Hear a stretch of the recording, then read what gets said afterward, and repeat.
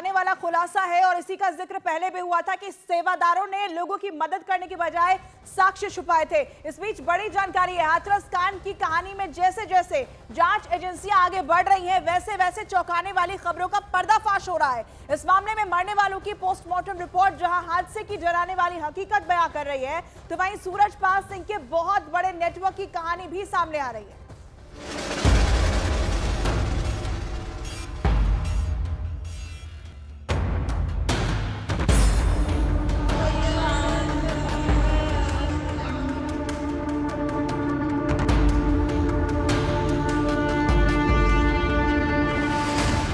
भगदड़ कांड का रोंगटे खड़े कर देने वाला सच।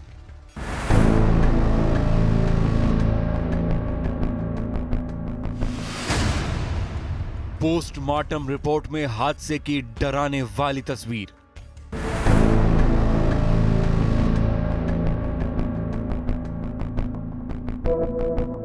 एक भीड़ थी, वो एक दूसरे के ऊपर हो गए बच्चे। न्यूज 18 इंडिया पर भगदड़ कांड की नई कहानी।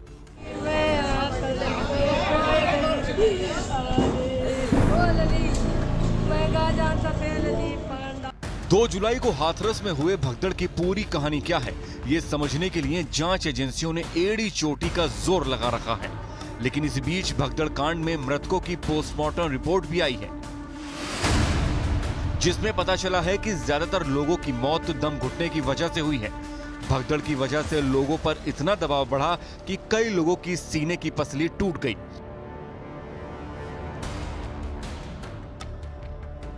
उधर जांच की कड़ियां जैसे जैसे आगे बढ़ रही हैं, बाबा के नेटवर्क की चौंकाने वाली तस्वीर भी सामने आ रही है।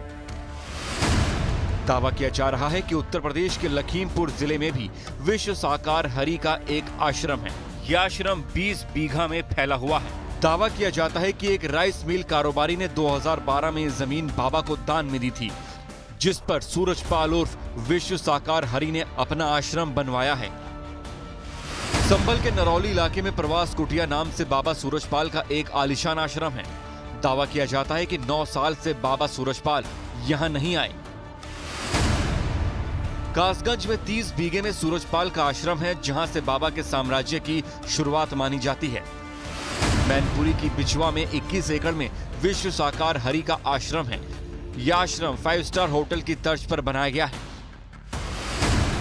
इटावा के सराय भूपत में 15 बीघे जमीन पर बाबा का आश्रम बनवाया गया है।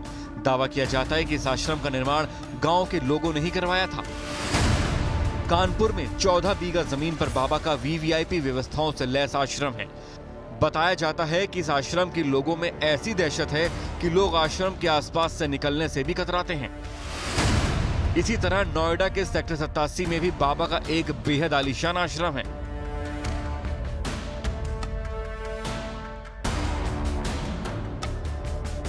इस तरह यूपी में बाबा के कुल 25 आश्रम बताए जाते हैं, जिनकी कीमत करोड़ों में आंकी गई है।